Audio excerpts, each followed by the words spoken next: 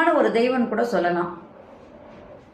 அதனால இந்த முக்கியமான மகாலட்சுமியினுடைய நாட்கள் இந்த நவராத்திரி குழுல ஒரு 3 நாட்கள் மகாலட்சுமிக்காக, முதல் 3 நாட்கள் சக்திக்கு, அப்புறம் மகாலட்சுமிக்கு, அப்புறம் சரஸ்வதிக்கு என்று ஒதுக்கும் பொழுது அந்த மகாலட்சுமியினுடைய நாட்கள்ல நம்மளுடைய வழிபாடுகள் மிகவும் போற்றுதற்குரியதாக அமையும்.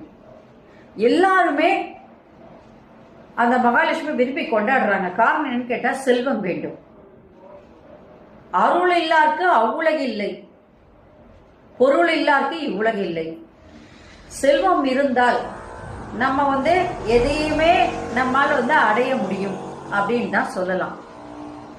அது கூட அறிவும் சேர்ந்துச்சுன்னா நம்மை வெல்வதற்கு யாரும் இல்லை என்று கூட கூறலாம். அதனால செல்வ செழிப்போடு, ஆரோக்கியத்தோடு, மன நிம்மதியோடு, வறுமை இல்லாத வாழ்க்கை நமக்கு வேண்டும் என்றால் நாம் மகாலட்சுமியை கண்டிப்பாக தொழ வேண்டும். அவள் மங்களமுடையவள்.